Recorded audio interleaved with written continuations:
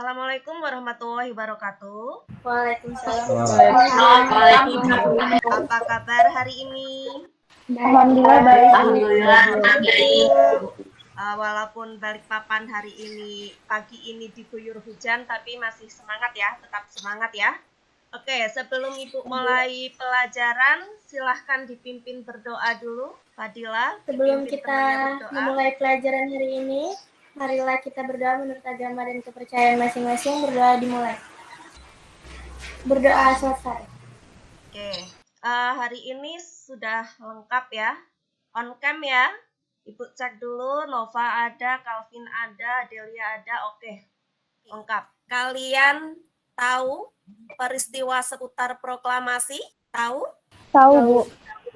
Iya, peristiwa sekitar proklamasi itu ada perbedaan pandangan ya, ini yang berhubungan antara golongan tua dan golongan muda. Dan yang hari ini yang kita bahas itu adalah perbedaan pandangan atau pemikiran golongan tua dan golongan muda. Ini kompetensi dasarnya kita akan belajar KD 3.9 yaitu menganalisis peristiwa proklamasi kemerdekaan dan maknanya bagi kehidupan sosial, budaya, ekonomi, politik, dan pendidikan bangsa Indonesia. Kemudian keterampilannya menyajikan hasil analisis tentang peristiwa proklamasi kemerdekaan dan maknanya bagi kehidupan sosial, budaya, ekonomi, politik, dan pendidikan bangsa Indonesia dan menyajikannya dalam bentuk cerita sejarah. IPK-nya untuk pengetahuan yaitu menganalisis perbedaan pandangan atau pemikiran golongan tua dan golongan muda. Kemudian keterampilannya membuat laporan hasil diskusi tentang peristiwa proklamasi dalam bentuk tulisan. Tujuan pembelajarannya, jadi nanti Ibu tayangkan video, kalian bisa melihatnya terlebih dahulu. Tadi sudah di-download ya. Setelah melihat tayangan video pembelajaran, kalian dapat menganalisis dan menjelaskan perbedaan pandangan atau pemikiran golongan tua dan golongan muda dengan percaya diri. Kemudian setelah melihat tayangan video pembelajaran, peserta didik dapat mempresentasikan hasil diskusi tentang peristiwa proklamasi dalam bentuk tulisan. Kemudian untuk pendekatannya, Ibu menggunakan scientific dan TPEC, model pembelajarannya discovery learning. Metodenya yaitu diskusi, tanya jawab, dan penugasan. Jadi kemarin sudah Ibu suruh kalian membentuk kelompok diskusi ya. Nanti penugasannya ada LKPD. Oke ya, semuanya sudah melihat ya? Sudah, Bu. Oke, jadi ini nanti kalian bisa lihat lagi. Bu tutup dulu, kita ke bahasan selanjutnya. Dan untuk materinya juga kalian bisa lihat di drive ya. Ini materi-materi yang berhubungan dengan hari ini. LKPD-nya juga sudah Ibu sediakan. Jadi nanti pas ada LKPD kalian kerjakan ya. Kemudian ini materinya tentang kedatangan Jepang ke Indonesia. Jadi ketika pertama datang ke Indonesia tahun 42, Jepang itu menampilkan diri sebagai saudara tua. Materi kedatangan Jepang ini kalian sudah pelajari sebelumnya ya. Ini hanya singkat.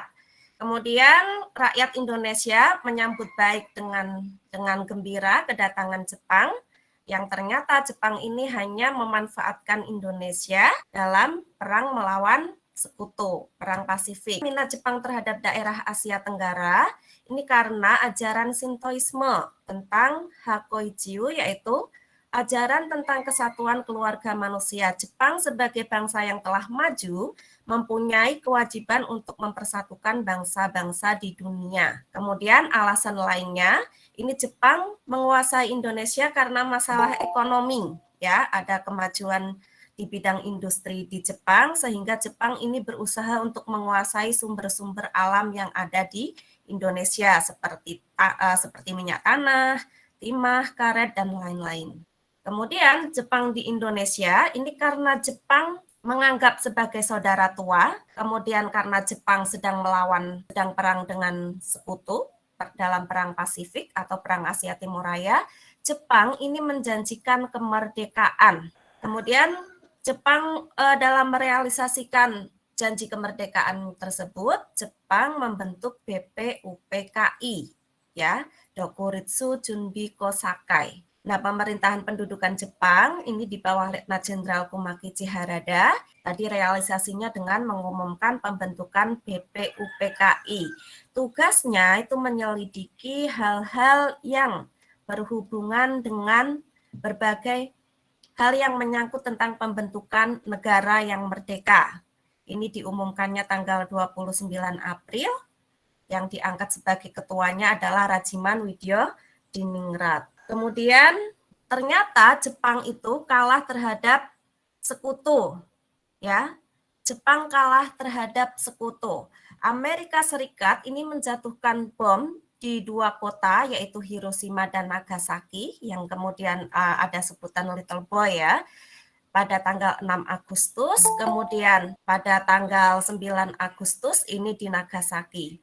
Bom yang diledakkan di kedua kota Jepang tersebut menyebabkan ratusan ribu penduduk Jepang itu meninggal. Sehingga pada tanggal 14 Agustus tahun 1945 waktu Amerika Serikat, Jepang ini menyerah tanpa syarat kepada sekutu.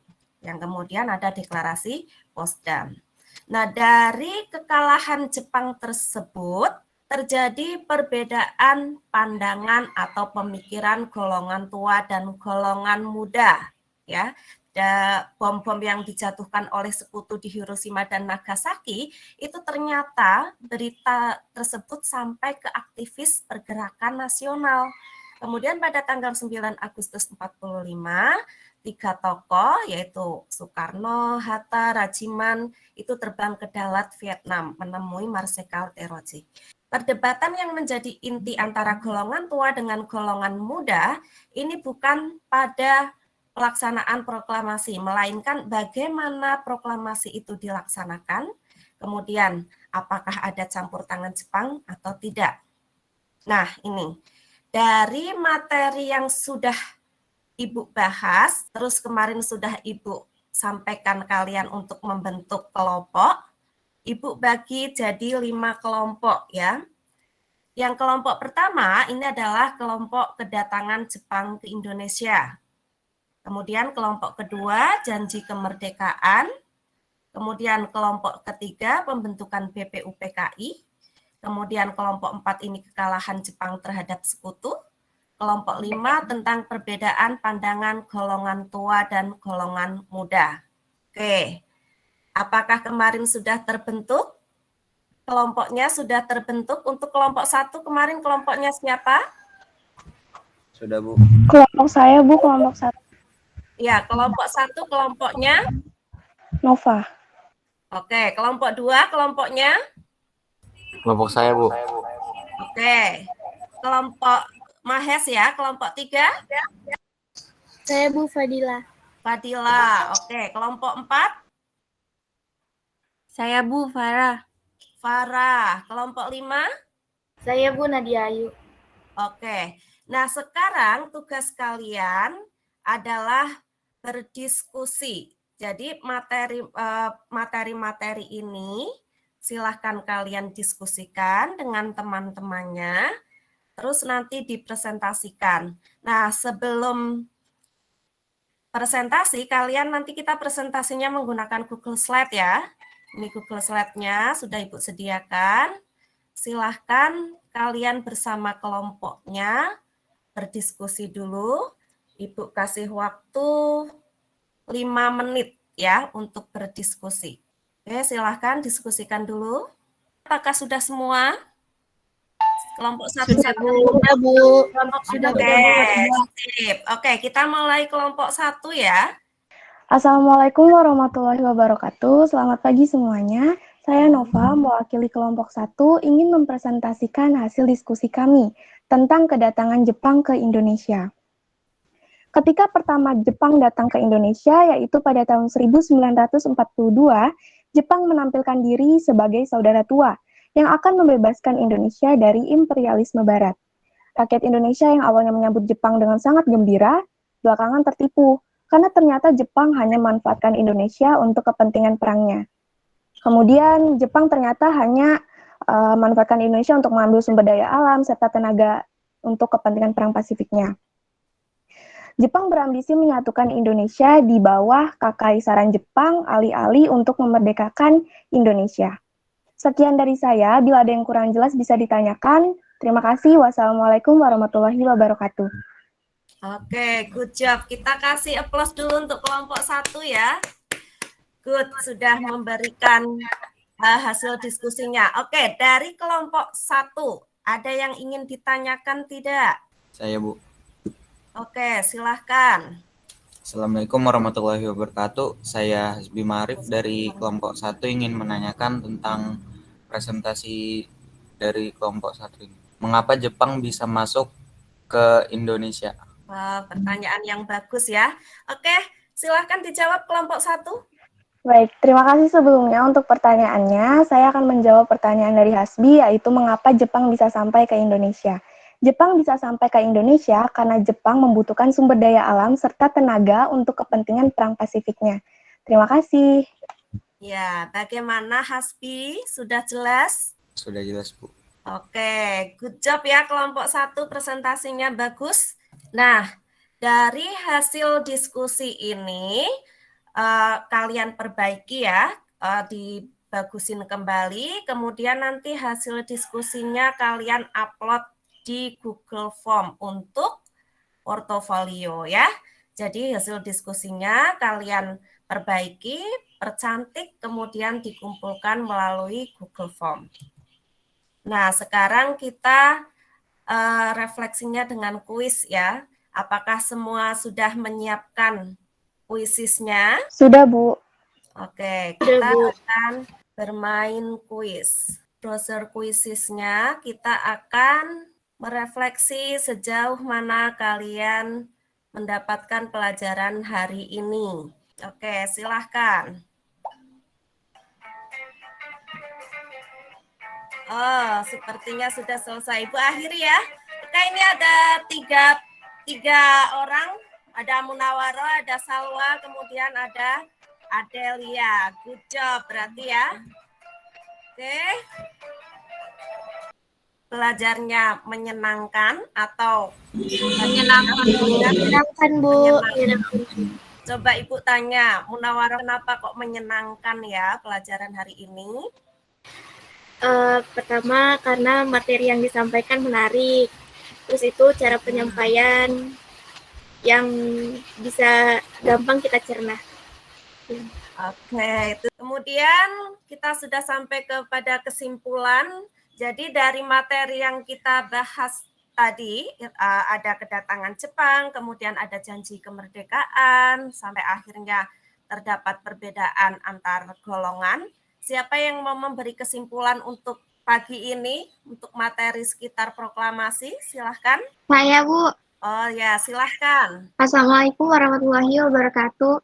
Perkenalkan, nama saya Rami Zalia. Saya ingin menyampaikan kesimpulan dari presentasi kelompok 1 sampai 5. Kesimpulannya adalah masuknya Jepang ke Indonesia karena terdesak oleh sekutu, sehingga Jepang menjanjikan kemerdekaan. Relasi dari janji itu, Jepang membentuk BPUPKI, namun 15 Agustus 1945, Jepang kalah terhadap sekutu. Dan hal ini mendesak golongan muda kepada golongan tua untuk secepatnya melaksanakan proklamasi. Oke, jadi itu kesimpulannya ya. Oke, jelas ya. Sebelum Ibu akhir ini ada pertanyaan. Materi ini ada pertanyaan. Jelas. Kemudian tersisa ini adalah pemberian LKPD. Kalian bisa klik link ini. Jadi ini ada soal pilihan ganda. Materinya tentang materi hari ini ya. Kalian bisa mengerjakan sampai pukul 10 WITA. Untuk mengakhiri pertemuan pagi ini, silahkan dipimpin berdoa kembali. Sebelum kita mengakhiri pelajaran hari ini, marilah kita berdoa menurut agama dan kepercayaan masing-masing. Berdoa dimulai. Berdoa selesai. Oke, terima kasih anak-anak. Hari ini kalian luar biasa, tetap sehat, tetap semangat ya. Kita bertemu lagi untuk pertemuan yang akan datang dengan materi tentang masih seputar peristiwa Rengas Dengklok. Terima kasih waktunya, Ibu akhiri. Assalamualaikum warahmatullahi wabarakatuh. Wah.